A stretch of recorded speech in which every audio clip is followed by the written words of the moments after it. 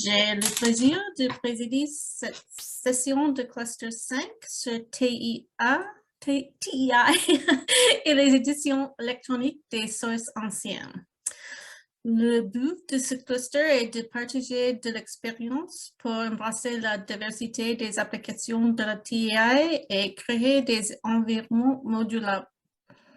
Le cluster comprend deux communautés spécialisées dans l'édition de documents épigraphiques, cluster 5A, et de documents textuels, cluster 5B. J'en suis sûre que nos intervenants ont tous beaucoup à dire à ces sujets. Donc, en essayant de vous épargner mon mauvais français, je pense qu'il sera mieux de les laisser s'introduire le travail eux-mêmes. Nous commençons avec Michèle Brunet, coordinatrice du cluster 5A, TEI et épigraphie, professeure de littérature et épigraphie grecque de la laboratoire ISOMA à Lyon 2, et Manon Dorier, ingénieuse des recherches à CISSCM à l'Université de Poitiers. Donc, Michèle, à vous. Merci Bridget. Donc, bonjour tout le monde. Je partage l'écran avec mon PowerPoint pour cette présentation. Donc, cette présentation concerne donc l'épigraphie. C'est un domaine nouveau dans Biblissima. Et donc, d'abord, remerciement à Biblissima de s'être élargi et ouvert à une nouvelle communauté qui va donc aussi élargir le temps, puisque on quitte stricto sensu le monde médiéval pour s'élargir à des espaces de temps en amont et en aval. Et donc, c'est pour ça que ce cluster a une co-responsable qui est Estelle Ingrand-Varenne, qui n'a pas pu être avec nous pendant ces journées, mais qui donc, elle, s'occupe de la partie épigraphie médiévale. Mais comme vous le verrez, il y a aussi un projet coordonné par François Ploton-Nicolet, qui donc est le représentant de la partie moderne. Donc c'est très intéressant de voir que cette nouvelle communauté est une communauté, on pourrait dire, thématique, qui a pour feuille de route, telle qu'elle nous a été proposée par Biblissima, de définir des règles aussi génériques que possible et réutilisables par une très large communauté quant à l'utilisation de la TEI pour l'épigraphie, qu'elle soit ancienne, médiévale ou moderne. Alors, à partir de là, je me suis dit que pour faire cette présentation, peut-être qu'il fallait commencer par une brève histoire des relations entre épigraphie et TEI. Et je rebondis donc immédiatement sur ce qui vient d'être évoqué à la fin de la session précédente dans les discussions après que Peter Stroke ait pointé du doigt le fait de cette difficulté que présente la TEI, qui est un modèle, un standard dédié au texte et non pas au document. Et là, avec effectivement le document épigraphique, eh bien, nous avons été, on peut dire, confrontés immédiatement d'une certaine manière à cette limite importante de la TEI qui, quand elle se confronte à d'autres dimensions du document inscrit, et donc c'est fondamental pour le document inscription. Et encore faut-il aussi, au départ, se mettre d'accord sur ce qu'on entend par ce qu'est une inscription, mais ça pourra faire partie, on va dire, aussi du cahier des charges de notre cluster que de s'entendre sur ce que l'on entend à travers les périodes sur ce qu'est une inscription, sachant qu'actuellement, eh bien, on considère généralement que l'épigraphie s'occupe d'autres types de supports, pour le dire comme cela, que les supports qui ont été évoqués jusqu'à maintenant, c'est-à-dire les supports qui ont été qualifiés de souples. Et j'ai bien aimé cette définition tout à l'heure proposée par les personnes qui s'occupent des matériaux. Donc après cette brève histoire qui pointe du doigt en fait un certain nombre de difficultés et qui nous oriente vers des façons de éventuellement les surmonter, eh bien justement nous présenterons Manon et moi un état des lieux avec des exemples concernant l'Antiquité et le Moyen Âge, et puis on terminera un peu comme tout le monde jusqu'à maintenant par les perspectives internes et de liens avec les autres clusters Biblissima+. Donc, commençons par cette très rapide historique de la rencontre entre épigraphie et numérique. Eh bien, cette rencontre, elle porte un nom, c'est Épidoque. Alors, Épidoque, qui est un enfant de l'ATEI. L'ATEI naît, si mes souvenirs sont exacts, en 1987. Épidoque naît en 2000. C'est une création qui est faite aux USA, aux États-Unis, par Tom Elliott, Hugh Kales et Amir Hawkins, et qui donc, comme son nom l'indique, est une abréviation pour Epigraphic Documents, mais j'ai rajouté un qualificatif puisque c'est Ancient Document qui est sous-entendu. Les inscriptions et les papyrus qui sont visés, on peut dire, par ce modèle, ce schéma et cet environnement, hein, puisque c'est tout un ensemble, eh bien, ce sont d'abord des textes grecs et latins, comme le montre eh bien, la page d'accueil de la plateforme SourceForge, qui montre bien qu'il y a une inscription grecque de bonne époque qui est choisie comme emblème, pourrait-on dire, de cette communauté. Alors, précisément, les guidelines, donc quand je dis qu'il y a tout un ensemble et une communauté, c'est donc un schéma, un modèle qui est mis au point pour, en quelque sorte, passer de la tradition de l'édition épigraphique imprimée dans un nouvel environnement qui est celui du numérique. Et effectivement, dès l'origine de l'édition épigraphique, on va dire grecque et latine, il y a eu une petite, mais toute petite prise en compte de l'existence du support textuel, mais cette petite prise en compte, donc si on remonte aux origines de l'édition épigraphique, on voit que finalement elle est marginale, hein, et elle procède d'une conception du document épigraphique comme d'une archive pour l'histoire, et qui dit archive dit texte, et donc on considère quand même à l'origine, et l'origine dont je parle du 19e siècle et de la façon dont on a conçu donc en Allemagne un système de publication imprimée, eh bien c'est quelque chose qui met l'accent d'abord sur le texte. Donc l'écosystème Épidoque tel qu'il naît, il se crée, c'est une plateforme, immédiatement un schéma sur lequel je vais revenir plus en détail dans mes diapositives futures, qui organise l'ensemble des informations à organiser pour avoir une édition épigraphique, un ensemble de feuilles de style, aujourd'hui et depuis peu, en fait, une plateforme de publication qui a été développée par Gabriel Bodard, qui est l'un des, on va dire, des ouvriers, des maîtres d'œuvre, avec les noms, après les noms que j'ai cités tout à l'heure, il y en a des animateurs principaux de cette communauté Épidoque. Il y a aussi une liste de discussion. Et puis, je crois que ce qui a contribué considérablement à ce que Épidoque se soit imposé assez rapidement comme le standard éditorial numérique pour l'épigraphie au départ classique, et puis maintenant on est dans des phases d'élargissement, eh bien c'est le dévouement absolu de ces personnes que je viens de nommer pour des formations qui sont venus faire dans toute l'Europe et bien au-delà. Donc les Épidoque Workshops ont considérablement aidé à la diffusion de l'écosystème Épidoque.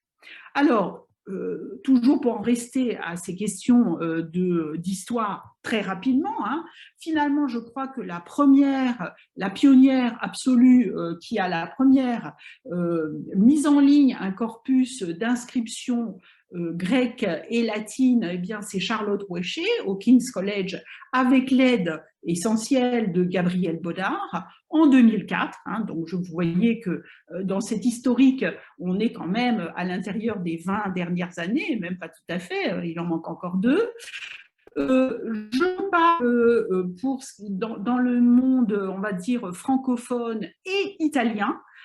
Eh bien, la seconde pionnière, c'est Catherine Dobias-Lalou, qui, avec l'aide de collègues de Bologne et de toute une équipe, a mis en ligne un corpus d'inscription de la Cyrénaïque, donc la Libye antique, à la fois texte en prose et texte métrique, et où il y a aussi, on va dire au Collège de France, un travail qui a été mené essentiellement par Vinciane Pirenne-Delforge et Jean-Mathieu Carbon, qui publie donc un corpus thématique autour de ce qu'on appelle les lois sacrées, donc une catégorie particulière de textes. Mais ce qui caractérise essentiellement ces différents corpus, et si vous voulez avoir une liste complète de l'état des lieux, on va dire, de l'épigraphie numérique actuellement, eh bien, il y a ce wiki, la page du wiki du Digital Classicist qui vous permet en fait d'aller visiter ces différents corpus. C'est que effectivement, il y a eu au départ donc cette question de la transposition de la tradition épigraphique textuelle dans le monde numérique a continué, a maintenu une forme de dissociation entre le traitement du texte et toutes les dimensions matérielles du support. Alors, je veux terminer cette présentation de l'état des lieux général de la communauté, pourrait-on dire, épigraphique internationale dans sa dimension numérique, en mentionnant un consortium qui a eu une durée de vie très brève, puisqu'il était financé pour une période de 3 ans seulement par un financement européen qui s'est interrompu, qui a été donc un network, un réseau européen d'épigraphie grecque et latine, mais il était surtout latin. Et ce consortium donc, continue à avoir un site internet et a essayé de faire, on va dire, une amorce de travail de standardisation et surtout de mise en commun de ressources. Et donc, on peut voir qu'il y a des vocabulaires, mais j'en redirai un mot tout à l'heure. Ces vocabulaires sont surtout le moissonnage des thésauries particuliers ou des nomenclatures, hein, on ne va pas jusqu'à une notion de thésaurus, dans les diverses publications en ligne qui sont moissonnées par le portail, et donc ça ressemble plus à un vrac qu'à un thésaurus organisé. Et depuis 2018, il y a une autre initiative qui s'est constituée à l'intérieur d'un autre petit groupe qui s'appelle Épigraphie Info et qui cherche en gros à faire un peu ce travail, vous voyez, sur la question des ontologies et des vocabulaires. Et donc, ce sont de toute manière des communautés avec lesquelles, je pense, le groupe Cluster 5A de Biblissima Plus aura avantage et intérêt à dialoguer. Alors, quand on dit que Epidoc propose une méthode d'encodage des inscriptions qui préserve toute la tradition des classical epigraphers et en lui apportant le pouvoir et la potentialité de réutilisation du XML, c'est vrai, et c'est là où effectivement se rencontre peut-être la première limite de ce système. Alors, je vous ai fait une page que vous pourrez regarder un peu à loisir si vous avez le courage de regarder toutes les PowerPoint qui seront mises en ligne. Mais là, en fait, j'ai un peu représenté sous une forme schématisée le standard, puisque finalement, je découvre que nous autres épigraphistes, nous avons un standard, alors qu'il semblerait que du côté des médiévistes et paléographes, il y a plus de difficultés à organiser les choses de manière standardisée. Eh bien oui, nous, effectivement, il y a à la fois un standard qui s'est mis en place fin du 19e dans le cadre de l'Académie de Berlin, qui a en fait lancé un énorme corpus d'inscriptions grecques et latines avec une présentation normalisée des informations.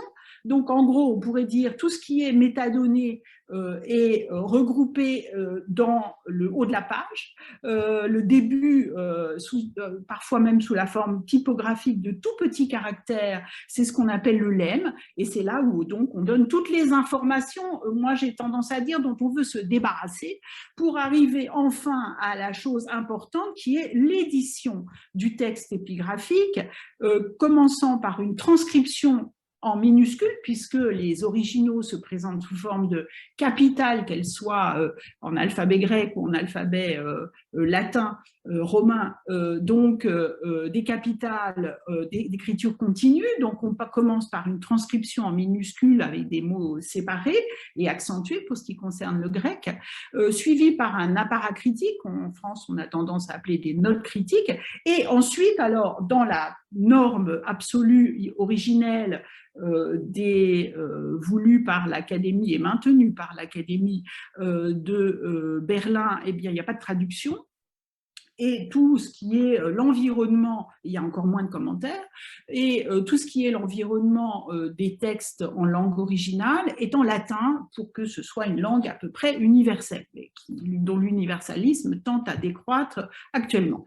Et deuxième chose sur laquelle je veux insister, c'est qu'il y a, depuis 1931, nous avons à peu près tous adopté une norme internationale qu'on appelle les conventions de Leyde, qui est un système typographique descriptif de l'état de conservation des graphèmes. Et donc, lorsque j'entendais tout à l'heure parler du projet Sigilla et de la difficulté à mettre en place en fait une norme pour l'édition et qui indique quel est l'état de conservation du texte, eh bien, voilà, nous avons effectivement depuis 1931 une convention internationale qui indique à travers la présence de crochets droits entourant certains éléments textuels et par ailleurs le fait que certaines lettres sont pointées, ça signifie un certain nombre d'indications quant à l'état de conservation du texte. Alors, que s'est-il passé lorsque Épidoque naît? Eh bien, Épidoque, en fait,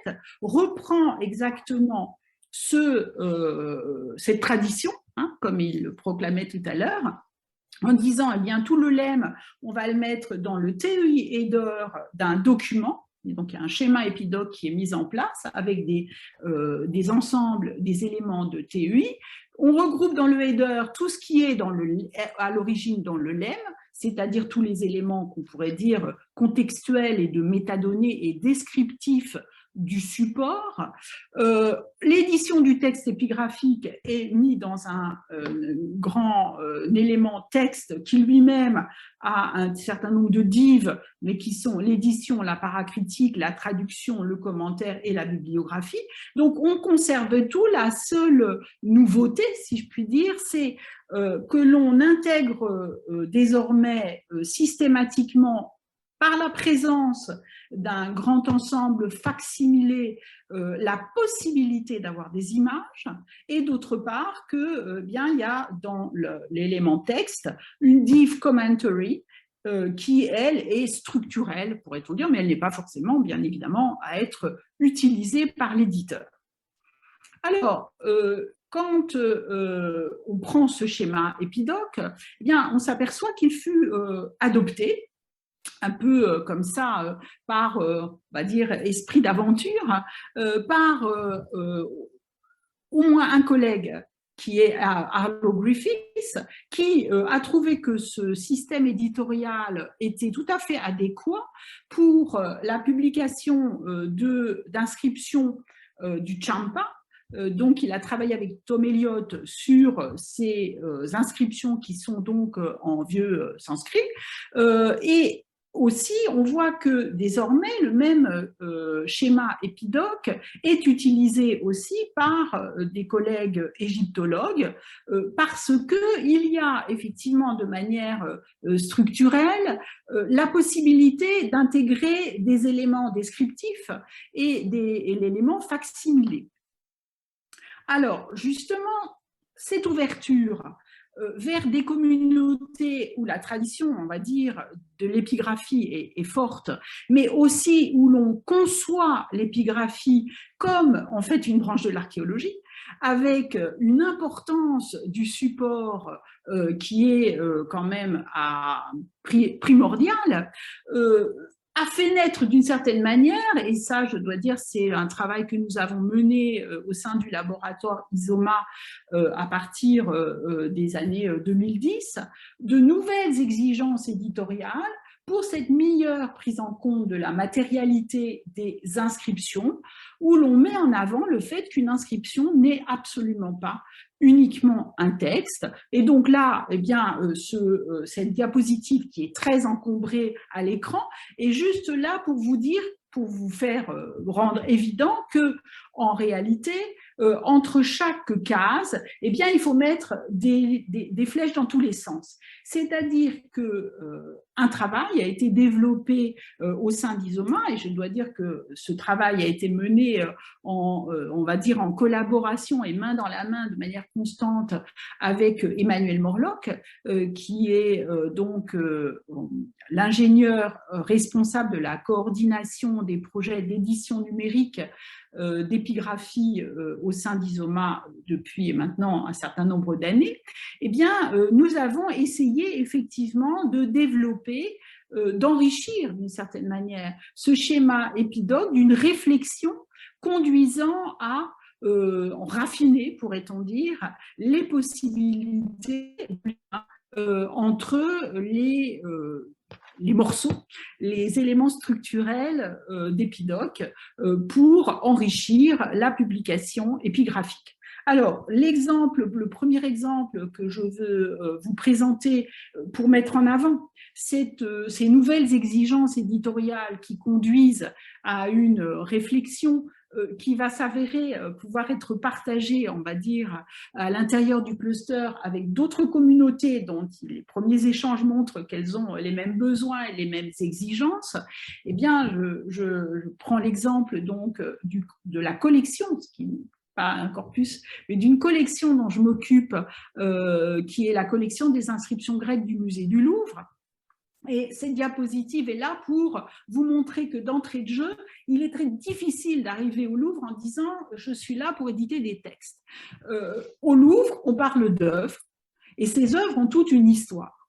Donc déjà, c'est une collection d'objets ou d'artefacts, supports de textes qui certes sont extrêmement intéressants pour toutes les raisons qu'on peut que tout le monde comprend immédiatement, mais ce sont d'abord aussi des objets de musée qui sont présentés dans des salles à un public qui vient les voir autant que les lire, sinon plus que les lire, puisque généralement le visiteur n'accorde que peu d'attention d'ailleurs à ces caractères qui se trouvent sur ces éléments où effectivement on voit très bien que dans une des galeries, dans la galerie d'épigraphie grecque qui a été montée dans les années 90 par Alain Pasquier, eh bien c'est la diversité, la qualité graphique, l'écriture, sa variété et sa beauté, pourrait-on dire, qui est mise en avant dans le choix des œuvres qui sont présentées avant même leur intérêt historique, d'archives historiques stricto sensu. Donc, par ailleurs, donc on voit très bien comment, quand le point d'entrée, c'est le monument, et quand j'appelle monument, ça peut être un bloc ou ça peut être un mur entier couvert d'inscriptions, eh bien, on se heurte immédiatement à cette difficulté qui avait été un peu évacuée par la tradition imprimée du corpus en tant que texte, qui est que sur un seul monument, eh bien, on peut avoir des textes de nature différente, qui, comme vous le voyez dans la tradition, ont été publiés dans des corpus différents, avec des numéros différents, alors qu'ils se trouvent sur un seul support.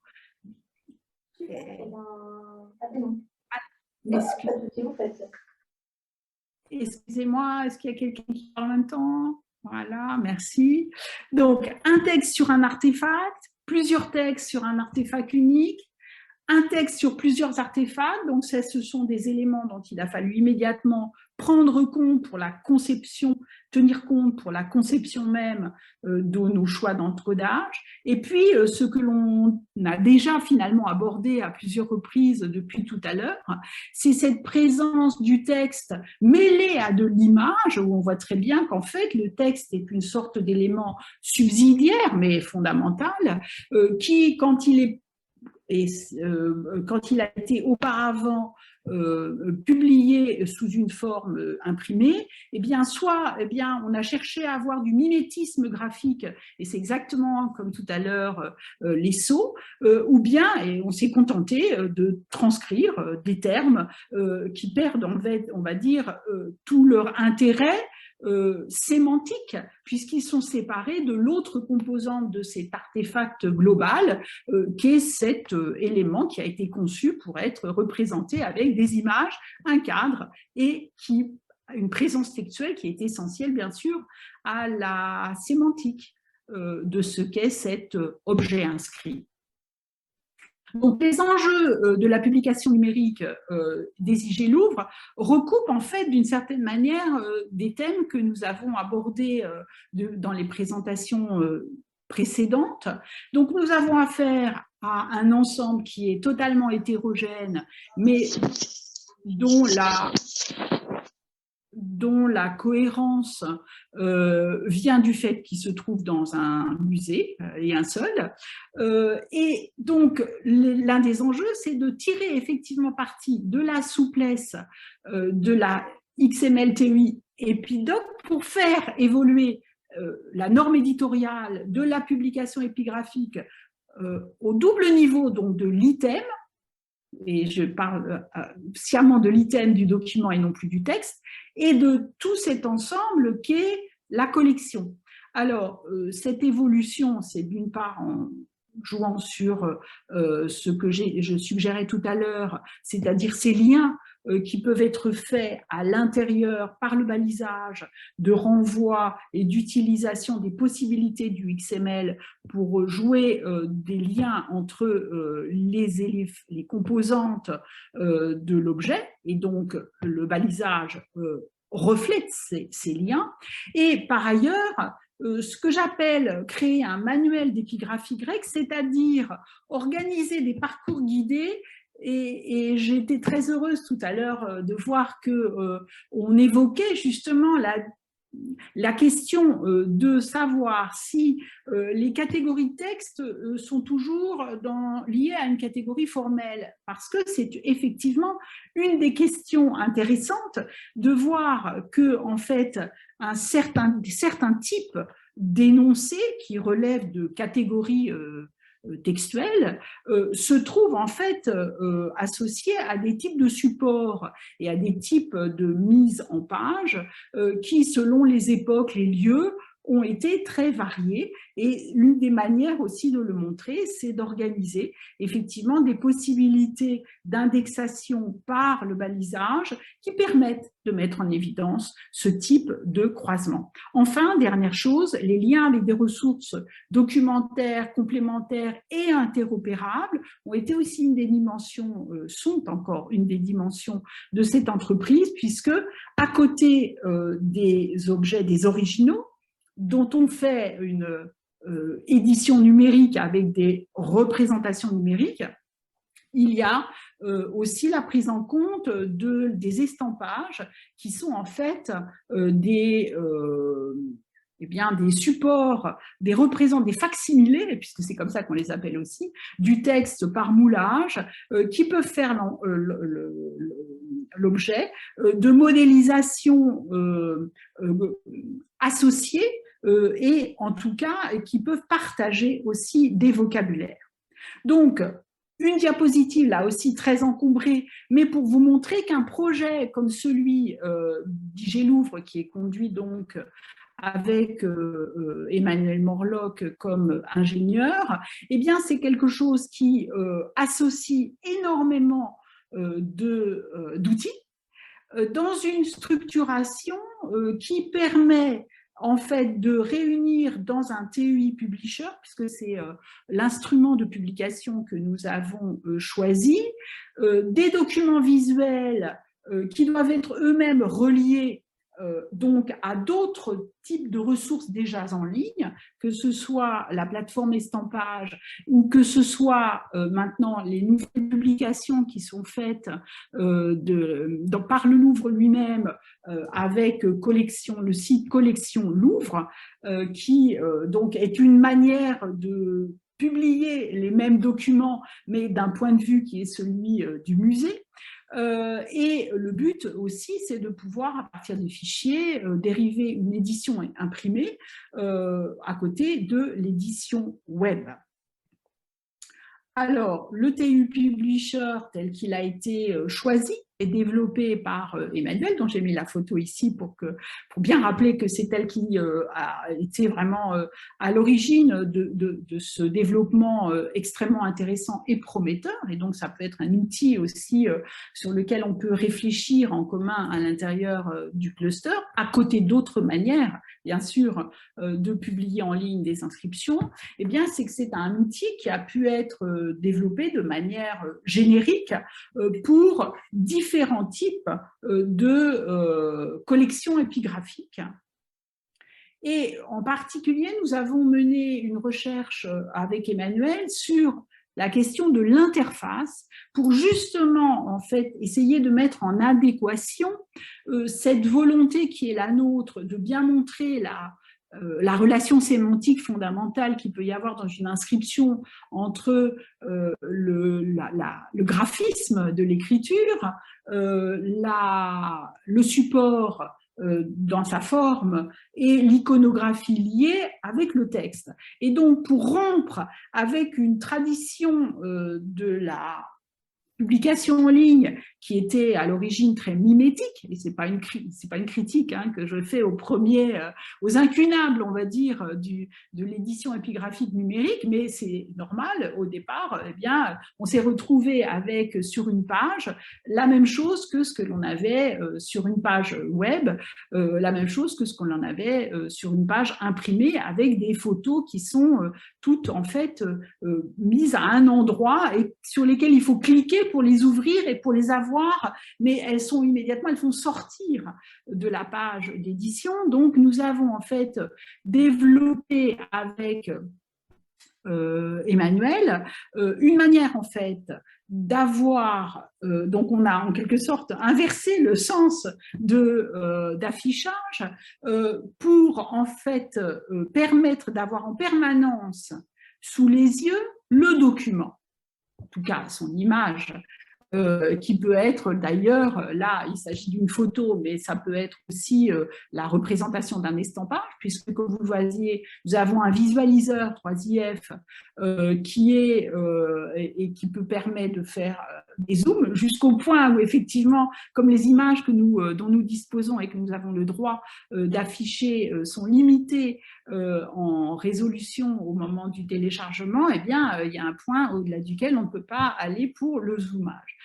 Donc, les métadonnées sont sur un bandeau qui est escamotable et on peut associer en parallèle l'image, toujours que l'on conserve, le texte et sa traduction et ou son commentaire. Donc ça, c'est au choix ad libitum de la personne qui est en train de consulter. Et puis, nous avons aussi développé, alors on a une manière de faire qui pourra, j'imagine, être développée et éventuellement transformée dans le cadre des recherches communes au sein de Biblissima+.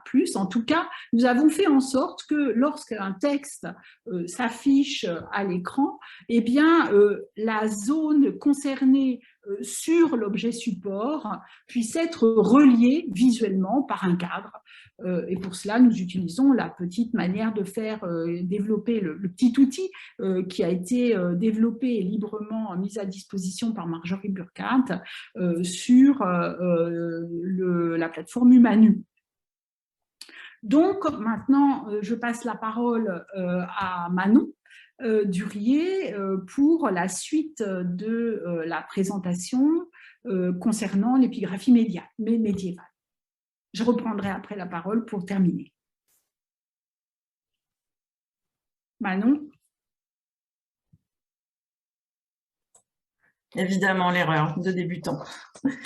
Donc, merci beaucoup, Michel, pour ce tour d'horizon qui permet de comprendre le contexte de l'édition en épigraphie antique, mais aussi médiévale, notamment puisque, à bien des égards, l'épigraphie médiévale est en fait, en quelque sorte, l'héritière de l'épigraphie antique, notamment du fait de son jeune âge. À vrai dire, l'épigraphie médiévale est tellement jeune que son fondateur vient encore travailler tous les jours au CESCM. Alors certes, il a 91 ans, mais tout de même, c'est pas banal. Pour vous raconter extrêmement brièvement comment nous en sommes venus au projet Biblissima+ pour l'épigraphie médiévale, ce qu'il faut comprendre, c'est que l'épigraphie médiévale donc, émerge dans différents pays d'Europe de manière simultanée au début des années 70, en même temps que d'autres disciplines, comme par exemple l'archéologie médiévale. Et en France, c'est le directeur du Centre d'études supérieures de civilisation médiévale qui a l'intuition de créer une petite équipe pour charger de publier département après département toutes les inscriptions médiévales connues pour le pays. Et pour cela, il recrute un jeune chartiste, un certain Robert Favreau, donc, sur un poste de maître de conférence et qu'il charge de diriger la publication scientifique. Et il recrute aussi un ingénieur CNRS pour réaliser le travail d'édition proprement dit. C'est ce duo, principalement ce duo, dont les membres évidemment ont été renouvelés au cours de temps, qui a permis en une cinquantaine d'années de publier des volumes qui couvrent les 3/4 de la France et de lancer une dynamique de recherche. Donc vous le voyez, l'épigraphie médiévale en France est vraiment portée par un projet d'édition papier sur lequel il nous reste encore beaucoup de travail. Néanmoins, diapositive suivante s'il vous plaît, nous travaillons depuis plusieurs années à la mise en place d'une édition qui soit multi-support, de manière à intégrer évidemment les avantages du numérique. Ce projet a été concrétisé en 2016 par Clara Renaudot-Mirambel, qu'on ne remerciera jamais assez, qui a mis en place Titulus dans le cadre d'un stage de l'école des Chartes, et qui a eu l'occasion de revenir en CDD pour le compléter. La philosophie de Titulus, c'est vraiment de faire d'une pierre deux coups, c'est-à-dire à partir d'un encodage XML, de générer deux documents, deux publications.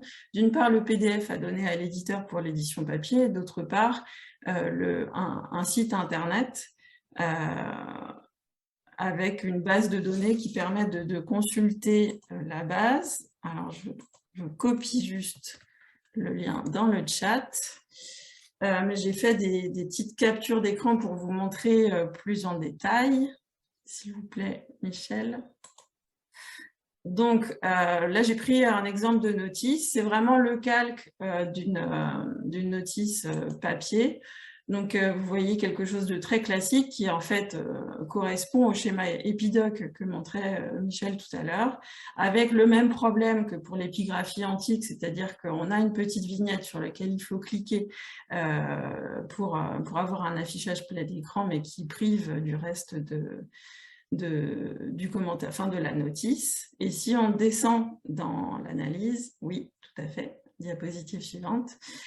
Donc on a la suite tout aussi classique avec l'édition telle qu'on la voit dans l'édition papier, puis l'édition normalisée qui permet de développer les abréviations, la ponctuation moderne et la mise en page moderne, donc ici la versification avec les retours à la ligne. Là où on arrive vraiment à l'intérêt réel de l'encodage XML-TUI pour l'épigraphie, c'est avec les différents onglets que vous voyez en haut de l'écran qui permettent de détailler et de décliner différents types de transcriptions qui vont être plus précises dans l'analyse de la graphie et des jeux de lettres.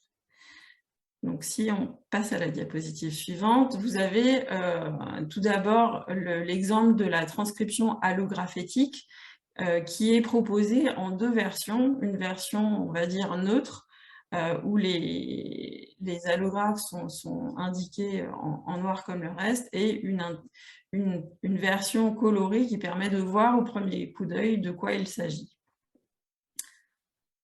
Donc ça, c'est pour la transcription allographétique, mais on peut faire des recherches sur d'autres critères, en particulier les caractères et les glyphes, les abréviations.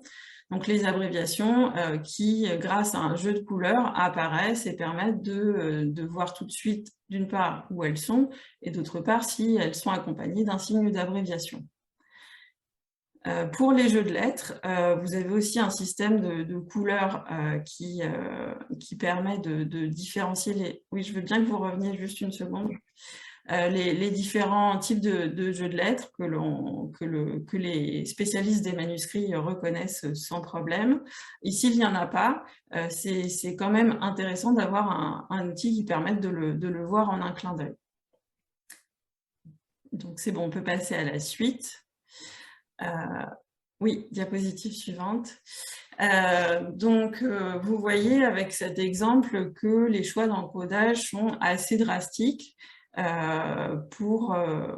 et qu'ils reflètent une partie seulement de la richesse graphique de l'inscription.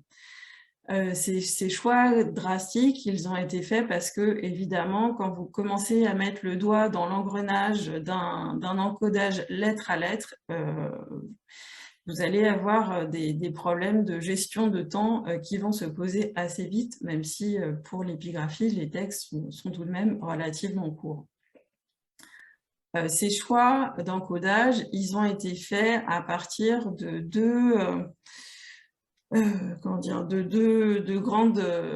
grands types d'orientation. Diapositive suivante. Le premier, évidemment, c'est Epidoc. Comme il n'y avait pas de schéma XML existant pour l'épigraphie médiévale, on est parti du schéma proposé par Epidoc, et finalement c'est heureux puisque ça va beaucoup nous faciliter la tâche dans le cadre du cluster 5A, puisqu'on le partage déjà avec l'épigraphie antique, et je pense que pour l'épigraphie moderne, il va être tout naturellement adopté aussi. En revanche, on a dû tout de même un peu l'adapter, puisque les inscriptions médiévales ne correspondent pas tout à fait dans leurs caractéristiques aux inscriptions antiques. Et donc, Clara Renaudot s'est rapprochée de Dominique Stutzmann, qui avait un projet en commun d'ailleurs avec l'équipe d'épigraphie à l'époque, et qui a permis d'intégrer des caractères de la fonte MUFI dont on parlait tout à l'heure pour mieux traiter la partie graphique. Donc, vous pouvez retrouver tout ça en détail sur le site. Oui, une chose que je voulais préciser, mais je peux la préciser avec cette diapositive-là, il n'y a pas de problème. Pour comprendre les distinctions entre épigraphie antique, inscription antique et inscription médiévale, ce qu'il faut avoir en tête, c'est que durant l'Antiquité, les textes et les inscriptions sont la pratique textuelle de référence, alors qu'au Moyen-Âge, les inscriptions ne sont plus qu'une petite partie d'une culture écrite beaucoup plus large qui, il faut bien dire, est largement dominée par les manuscrits. Parmi les spécificités de l'épigraphie médiévale, ce qui me semble important de souligner pour l'encodage, parce que c'est la dimension qui a été prise en compte pour l'adaptation, c'est la dimension graphique, voire iconographique, puisque même si on a vu tout à l'heure que dès l'Antiquité, il y a des relations texte-image. Pour la période médiévale, il y a vraiment un lien très étroit, souvent, entre image et texte, au point que les deux sont souvent indissociables. C'est ce que vous voyez dans cet exemple que vous connaissez tous de la broderie de Bayeux. Le texte n'a pas de sens, enfin, si, il y a un sens, mais n'a pas tout à fait le même sens sans l'image, et vice-versa. Et au-delà de cette importance de l'image associée au texte, ce qui est important, je pense, à souligner pour les inscriptions médiévales, c'est que souvent, ces textes sont travaillés comme des images par le biais de très nombreux jeux graphiques et de mise en page. Donc, je m'explique avec la diapositive suivante. C'est ce que vous voyez typiquement avec l'inscription de gauche, qui est une inscription de consécration qui commence avec une très grande concentration de jeux de lettres et qui ensuite change de procédé pour au contraire au contraire se ramasser sur des abréviations extrêmement concises qui occupent toute la place. Donc, il y aura énormément de choses à dire sur ces deux inscriptions pour mettre en relief tous les partenariats que j'espère nouer avec d'autres projets au sein de Biblissima. Je regrette vraiment qu'on ne puisse pas en discuter directement autour d'un café après, mais n'hésitez pas à contacter soit la responsable du projet, Estelle Ingrand-Varenne, soit moi-même, pour qu'on voit ensemble ce qu'on pourra faire. Néanmoins, dernière diapo, s'il vous plaît, pour vous donner un aperçu plus précis de ce que nous voulons faire déjà par nous-mêmes au sein de Biblissima, c'est moderniser Titulus, qui a déjà quelques années et qui a besoin d'être férisé et mis en conformité finalement avec ce que vous allez proposer chacun au sein de Biblissima, avec un point particulier sur la gestion des images, donc évidemment standard 3IF, mais aussi dans une certaine mesure intégration d'images 3D. Biblissima va aussi être l'occasion d'intégrer toute la documentation qui a été publiée par l'équipe ou qui le sera pendant le projet, et donc ça va permettre de mettre à disposition un corpus le plus exhaustif possible pour les épigraphistes, ce qui va nous permettre de faire des analyses qui jusqu'à présent étaient impossibles, et aussi dans l'idéal de le mettre à disposition de collègues d'autres disciplines pour renforcer les ponts qui existent déjà mais qui méritent d'être renforcés. Donc je repasse la parole à Michel. Oui, alors donc merci beaucoup Manon pour cette présentation, et on voit qu'effectivement on va dire, effectivement, nous sommes sur la même longueur d'onde pour beaucoup de choses. Et je pense que c'est également le cas avec le projet CLEM que je présente. J'ai fait un appel à toutes les personnes qui avaient déclaré au moment du livre blanc et de la candidature leur intention de présenter, on va dire, des recherches au titre de l'épigraphie. Et donc, il y a peu de réponses qui sont remontées jusqu'à maintenant, mais ça ne veut pas dire que d'autres, on va dire, ne se manifesteront pas ultérieurement, et je le souhaite vivement. En tout cas, François Pleton-Nicolet, qui lui non plus ne pouvait pas être avec nous durant ces journées, m'a envoyé ces informations en disant que donc il souhaite développer une base de données participative. Donc lui, il souhaite en fait faire du crowd sourcing et en même temps développer une plateforme qui permettra à toute personne se sentant concernée par les poèmes épigraphiques latins de l'époque moderne jusqu'au XXe siècle et pourquoi pas XXIe, toute zone géographique confondue, en fait, un système éditorial dont on va dire les composantes recoupent tout à fait les éléments d'une publication épigraphique prenant en compte non seulement le texte, mais également tous ces éléments de contextualisation. Et donc là aussi, eh bien, le besoin et les demandes sont tout à fait compatibles, on va dire, avec les grandes lignes de ce qui est l'objet de ce cluster, c'est-à-dire avoir des choses aussi génériques que possibles et partageables. Alors, donc, quelques diapositives de synthèse pour terminer la présentation et ouvrir, je l'espère, la discussion. Donc, nous, à l'interne du cluster, nous souhaitons partager des expériences sur les outils, parce qu'effectivement, il peut y avoir eu des pratiques différentes jusqu'à maintenant avec des outils qui sont pas forcément concurrents, mais en tout cas qui tous en fait mettent en œuvre. La question, c'est toujours la base de données et la façon dont on couple le moteur de recherche et le système de publication au XML et à Epidoc. Nous souhaitons aussi collaborer sur la question des thésauries et des vocabulaires et développer, je crois, dans la tradition d'Epidoc que j'évoquais au départ, la formation, parce que finalement, il n'y a que par le prosélytisme qu'on assure sa survie dans un monde où les questions du numérique ne peuvent exister en dehors de communautés bien structurées qui s'organisent pour défendre ce qui leur paraît important.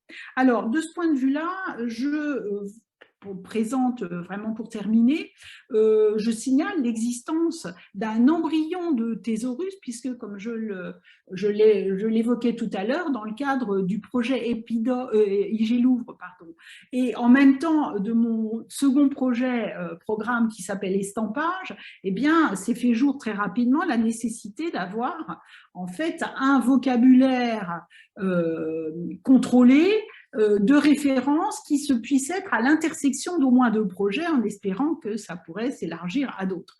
Donc, au fil des ans, j'ai fini par construire avec l'aide précieuse aussi de différents stagiaires qui m'ont aidé au fil des années, mais aussi de Milède Rousset à la MOM, qui est le concepteur du gestionnaire et de l'outil qui sert à mettre tout ça en musique. C'est donc OpenThéso qui est à l'arrière-plan de ce thésaurus épivoque, dont la structure montre qu'il y a donc différentes branches qui sont celles dont j'ai jugé, qui correspondent à mes besoins pour ce qui est du monde grec antique, mais bien évidemment la question des catégories textuelles se trouve forcément à l'intersection avec toutes les autres branches s'occupant de texte et donc avec le cluster 5B, et puis on l'a vu, on a déjà évoqué à plusieurs reprises, on a déjà croisé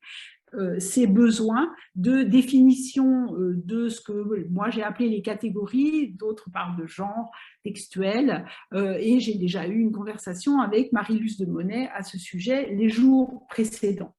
Donc, moi, je dirais que nous autres épigraphistes, à l'intersection de toutes les périodes, nous sommes aussi à l'intersection de pratiquement tous les autres clusters Biblissima. Au fur et à mesure que j'écoute vos présentations, eh bien, je me dis, ah bah tiens, nous, on est concernés aussi par ça.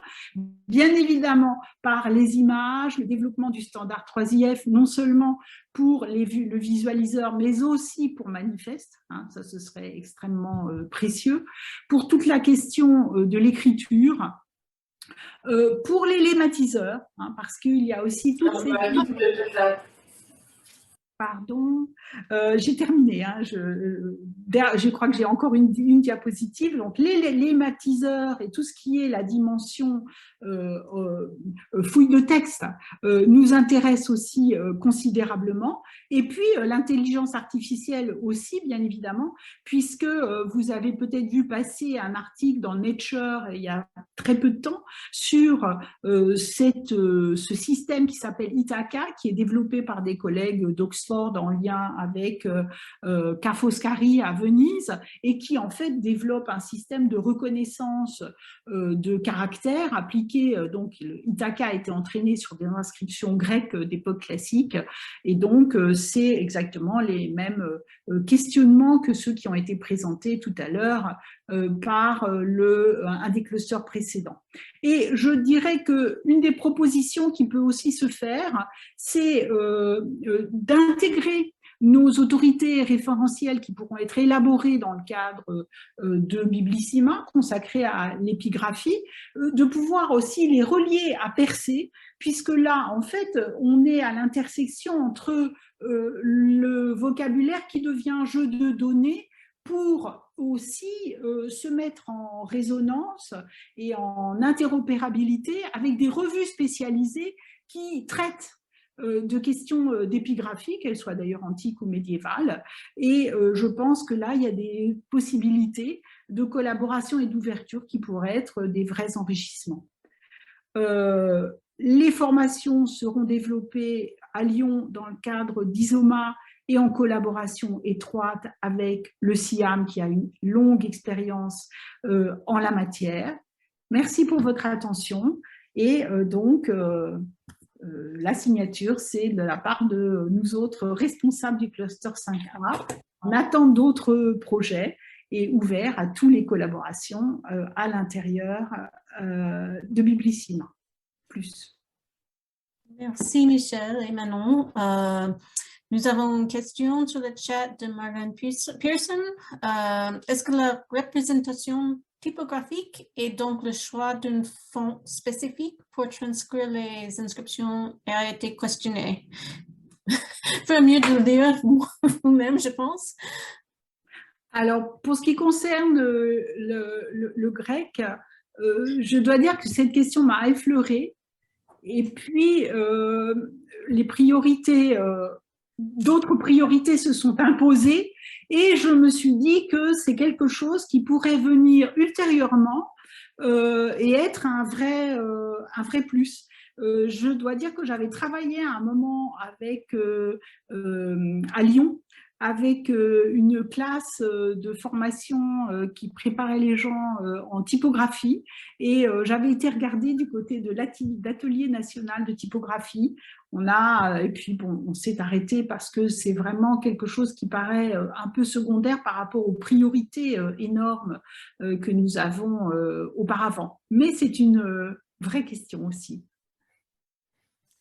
Et pour l'épigraphie médiévale aussi, c'est une très vaste question qui avait été posée au début de Titulus, justement, quand Clara Renaudot a réfléchi à un modèle d'encodage.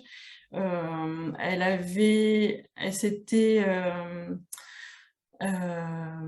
décidée pour quelque chose de très simple et interopérable avec quelques caractères choisis dans la MUFI. Je pense que dans le cadre de Biblissima, ça vaudrait le coup justement de rediscuter avec les membres du cluster 5B pour voir si c'est toujours pertinent, si ça vaudrait le coup d'aller un peu plus loin ou pas. Je pense qu'il faut vraiment ouvrir la discussion. Donc, Merci. Daniel? Michel, tu n'as pas évoqué la question de transcription automatique qui est tout à fait envisageable. Nous avons déjà fait de bons essais sur l'épigraphie, ça marche. Ithaka, il est très bien pour remplir les lacunes. Il ne transcrit pas. Mais pour les lacunes, c'est très intéressant. Mais si vous voulez, et c'est pareil pour Manon, qui a, j'imagine, plus d'inscriptions encore à faire en France. Donc, si vous voulez raccourcir un peu votre chemin, vous avez notre infrastructure. C'est vous qui travaillez dessus, c'est pas nous, mais c'est tout à fait envisageable. Pour la question de l'intelligence artificielle, pour l'épigraphie médiévale, c'est beaucoup plus compliqué, je pense, que pour l'épigraphie antique. D'une part, parce qu'il y a plus de supports différents, notamment des supports souples. Et aussi, il y a une grande variabilité, notamment dans les écritures. Et contrairement à ce qu'on peut penser, on a beaucoup moins d'exemples sur lesquels travailler. Là, pour l'instant, en 50 ans, on a publié 4000 inscriptions, ce qui est assez peu vu la longueur des textes.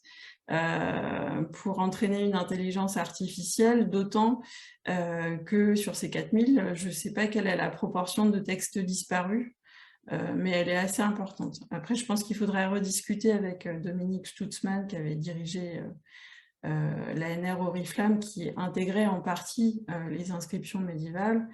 Mais pour moi, a priori, l'implication de l'équipe d'épigraphie pour la reconnaissance de caractères, ce serait plutôt de profiter de notre pratique d'encodage pour créer un jeu de données à l'échelle de tout notre corpus pour qu'après, éventuellement, ça puisse servir pour la suite, mais pas que ça serve dès maintenant, en fait. D'où la nécessité de discuter avec les spécialistes de l'intelligence artificielle pour travailler de manière intelligente et profiter, par exemple, qu'on aligne les transcriptions sur des images 3IF pour que ça puisse servir à entraîner des intelligences artificielles. Merci. Thomas? Oui, je souhaitais rebondir rapidement sur l'autre côté de la chaîne, sur la question de la transcription typographique qui a été évoquée lors de la première question, pour dire que l'Atelier national de recherche typographique dont je m'occupe à Nancy était tout à fait disposé à collaborer avec les équipes qui sont réunies aujourd'hui pour le développement de fontes spécifiques pour des transcriptions de ce type, car ces dernières années, les technologies de fonte numérique ont considérablement évolué et on peut imaginer, en travaillant ensemble avec les différentes expertises qui sont réunies à l'intérieur de Biblissima, à des solutions tout à fait innovantes pour déclencher des restitutions, des transcriptions typographiques fines de tout ce matériel, avec notamment les fontes variables ou les fontes paramétriques, par exemple, mais également associer des designers pour créer des fontes dédiées. Donc, il peut s'agir d'enrichir les tables de caractères, comme on a pu le faire dans le cadre du projet PIM aujourd'hui avec Sigilla, mais aussi réfléchir peut-être ensemble aux moyens d'activer ces fonctions typographiques via des requêtes TEI. Donc ça pourrait être tout à fait intéressant d'imaginer des encodages de ces variations non seulement sur le plan de l'encodage Unicode, mais aussi à l'échelle de la fonte et structurer cette information pour un affichage optimal. Voilà. En tout cas, je vous remercie, c'est vraiment passionnant. Merci. Il y a une question dans le chat pour Non, vous. pardon, moi, c'était pas vraiment une question, donc je m'excuse d'être intervenu. Non, non, mais c'est très intéressant, j'apprécie l'offre. Il y a une question dans le chat de quelqu'un d'autre de Daniel Strock qui est aussi intéressé, qui demande si vous accepteriez de travailler dans d'autres écritures que le latin.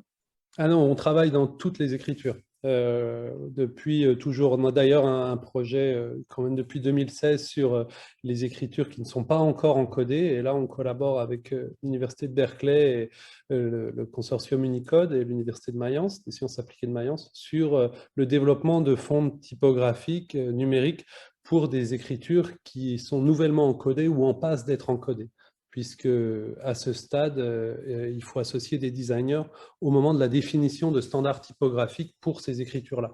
Mais on a dans l'équipe et chez nos étudiants une expertise dans toute une série d'écritures. Oui.